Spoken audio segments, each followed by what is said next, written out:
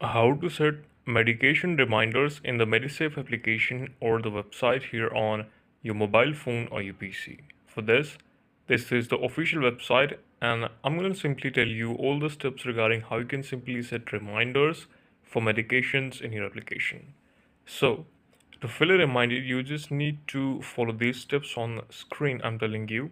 Step 1 will be simply tap on the plus in the pill box, then add medication, input the information, then tap next until you reach the refill reminder.